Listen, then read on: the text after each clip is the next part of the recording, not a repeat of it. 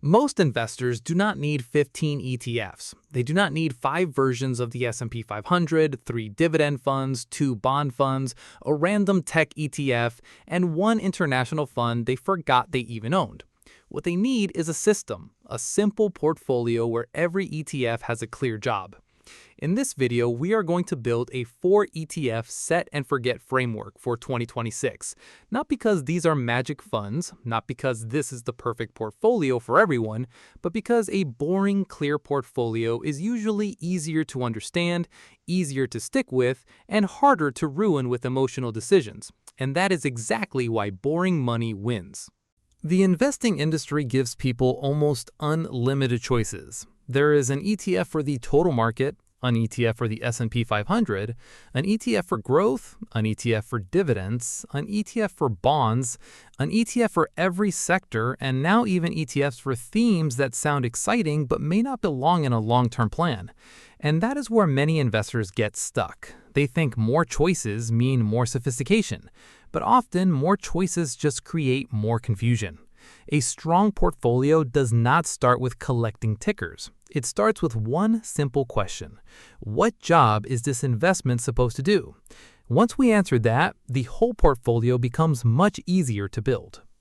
Now, when I say set and forget, I do not mean you should ignore your money forever. That would be lazy in the wrong way.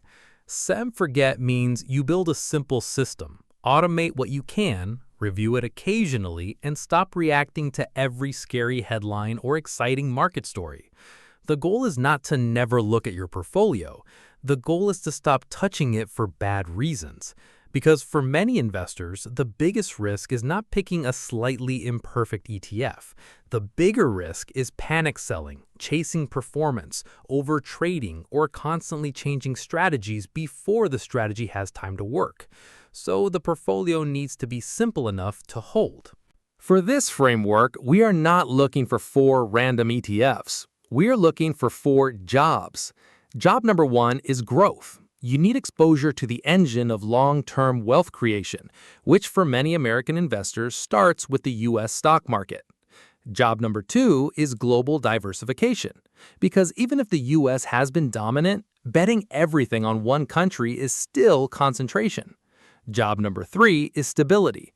That is where bonds can help reduce volatility and make the ride less painful.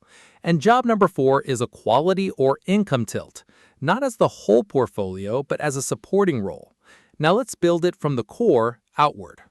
The first ETF role is the U.S. market core. For this role, a strong candidate is VTI, the Vanguard Total Stock Market ETF. The idea is simple. Instead of trying to pick the next winning company, you own a broad slice of the American stock market. Large companies, mid-sized companies, smaller companies, many sectors, one simple core position. This is the boring foundation. And boring matters here because the core of the portfolio should not be a lottery ticket. It should be the part of the portfolio that gives you broad market exposure with low cost and long-term discipline. But there is one obvious comparison we need to address: VTI versus VOO. VOO tracks the S&P 500. VTI tracks the broader U.S. stock market. That means VOO gives you exposure to many of the largest and most important public companies in America. VTI includes those companies too, but it also reaches beyond the S&P 500 into more of the total U.S. market. So the question is not which one is good and which one is bad. Both can work. The better question is, what do you want your core ETF to represent? If you want the classic S&P 500 approach, VOO is simple and familiar. If you want broader U.S. market exposure, VTI may fit that role better. For this 4 ETF framework, I would use VTI as the core. Once the U.S. core is in place, the next question is whether the portfolio should depend entirely on American stocks. Many U.S. investors ignore international stocks because the U.S. market has been so strong for so long. That is understandable, but it is also the exact reason diversification becomes uncomfortable. The second ETF role is global diversification, and for that role, VXUS is a clean option. VXUS gives exposure to stocks outside the United States, including developed and emerging markets. This does not mean international stocks will outperform next year. That is not the point. The point is that a long-term portfolio should not rely on only one market environment being the winner forever. Once the U.S. core is in place, the next question is whether the portfolio should depend entirely on American stocks. Many U.S. investors ignore international stocks because the U.S. market has been so strong for so long. That is understandable, but it is also the exact reason diversification becomes uncomfortable. The second ETF role is global diversification, and for that role, VXUS is a clean option. VXUS gives exposure to stocks outside the United States, including developed and emerging markets. This does not mean international stocks will outperform next year. That is not the point. The point is that a long-term portfolio should not rely on only one market environment being the winner forever. Now we have U.S. stocks and international stocks. That gives us growth potential, but it also gives us volatility. So the third ETF role is stability. For this role, BND, the Vanguard Total Bond Market ETF, can represent broad U.S. bond exposure. This is where some investors get impatient. They look at bonds and say, this is boring. And they are right. Bonds are boring. But in a portfolio, boring is not always a weakness. The job of bonds is not to make the portfolio look exciting. The job is to help manage risk, reduce the emotional pressure of stock market declines, and create a more balanced ride. But we need to be honest about something. Bonds are not the rocket ship. They are the shock absorber. And that distinction matters. If you expect bonds to behave like high-growth stocks, you will probably be disappointed. But if you understand that bonds are there to help the portfolio survive different environments, they make more sense. Also, bonds are not risk-free. Bond ETFs can decline, especially when interest rates move sharply. So this is not about pretending BND is perfectly safe. It is about understanding the role. For a younger investor with decades ahead, the bond allocation may be small. For someone closer to retirement, stability may become much more important. Same ETF, different role depending on the investor.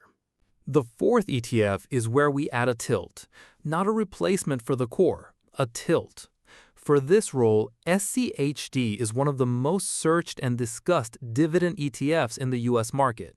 It focuses on U.S. dividend stocks through a quality-oriented dividend index, and that gives the portfolio a slightly different flavor than just owning the total market. But here's the key. SCHD should not be treated like magic. It is not a guaranteed income machine. It is not automatically better than the total market. And it should not become the entire portfolio just because dividend investing feels comfortable. In this framework, SCHD plays a supporting role. This is where many investors get dividend investing wrong. Dividends are useful, but they are not free money. A dividend comes from the value of the business. When a company pays a dividend, that cash is leaving the company and going to shareholders. That can be a good thing, but it is still part of total return. So the smarter way to think about SCHD is not, this ETF pays me, so it must be better. The smarter way is, this ETF gives me a quality and dividend tilt that may behave differently from a pure market cap weighted portfolio. That can be useful, but it also comes with trade-offs, taxes, sector exposure, and periods of underperformance. That balance is what keeps the analysis honest. Before we put the full portfolio together, this is the whole point of boring money wins. Investing does not need to be loud to be effective. A clear framework can beat a messy portfolio full of random ideas. So, if this way of thinking makes more sense than chasing the next hot ticker, subscribe to the channel. Here, we focus on simple investing, clear frameworks, long-term thinking, and no hype wealth building. Now, with that said, the 4 ETFs are only half the decision, because choosing the funds is one thing. Choosing how much of each fund to own is where the portfolio actually becomes personal. So let's look at 3 educational examples. At this point, the framework is simple. VTI is a U.S. market core. VXUS adds international diversification. BND adds stability through bonds. SCHD adds a quality and dividend tilt. That gives us 4 roles in one portfolio: growth, diversification, stability, and income quality. But this does not mean everyone should hold the same percentage of each ETF. That would be too simplistic. The ETF list can be the same, but the allocation can change dramatically depending on age, time horizon, risk tolerance, income stability, tax situation, and whether the investor is building wealth or protecting wealth. So the next step is allocation, and allocation matters more than most people think. Look at these 3 examples.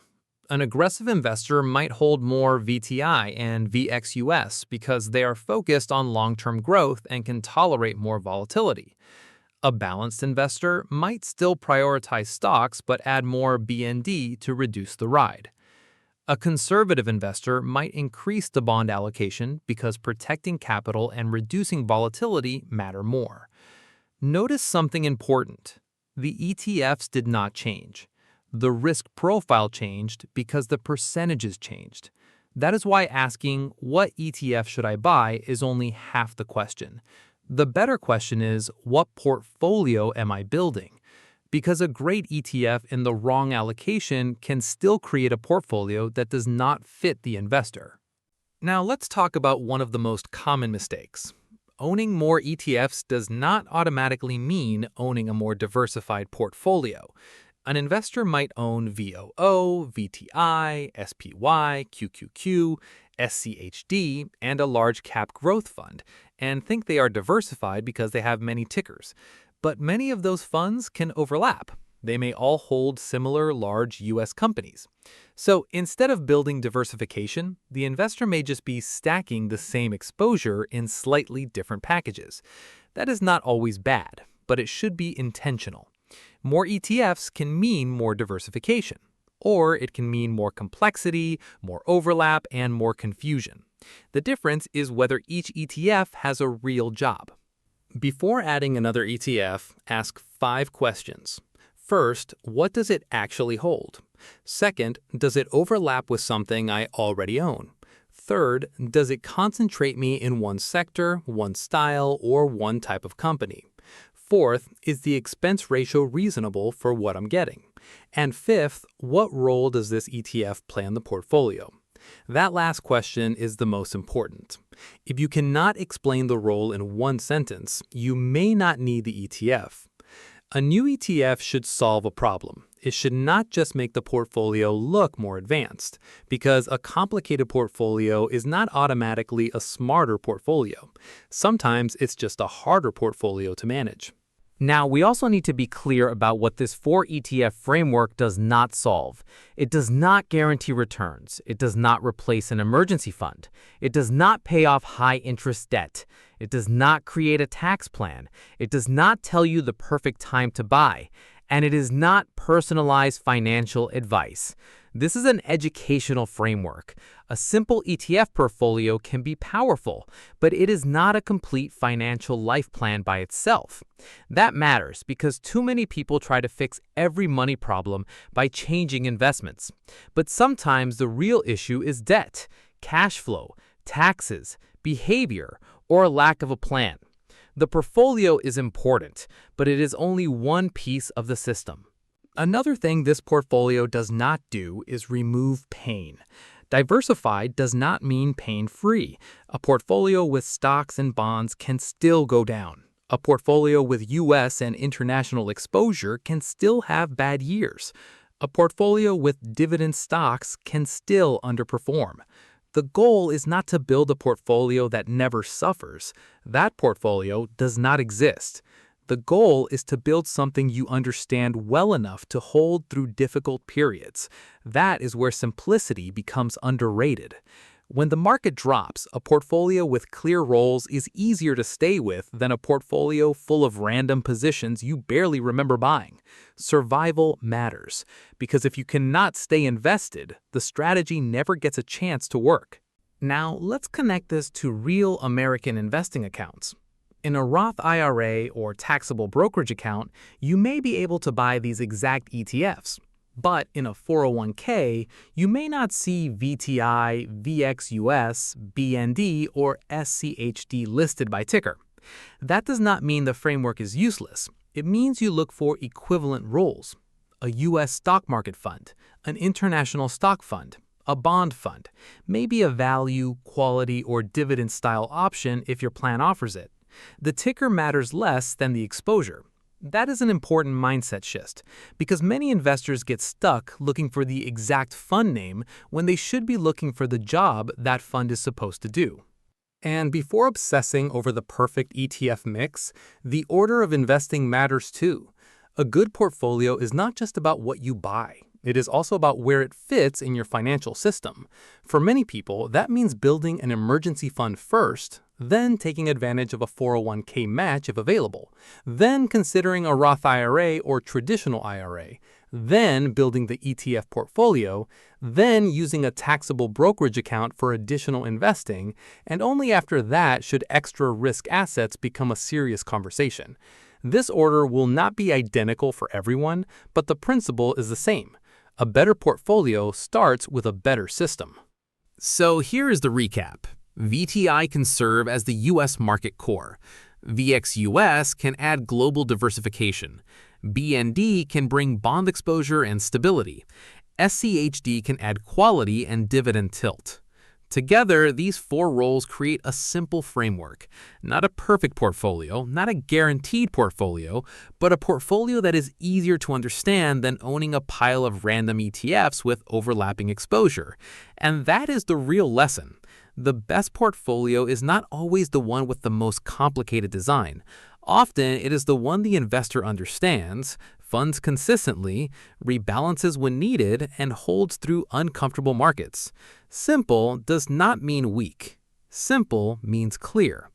The market will always offer something more exciting: a hotter stock, a newer ETF, a louder prediction, a scarier headline. But long-term wealth is usually built with less drama than people think. Clear roles, low costs, diversification, discipline, patience, and a portfolio you can actually stick with.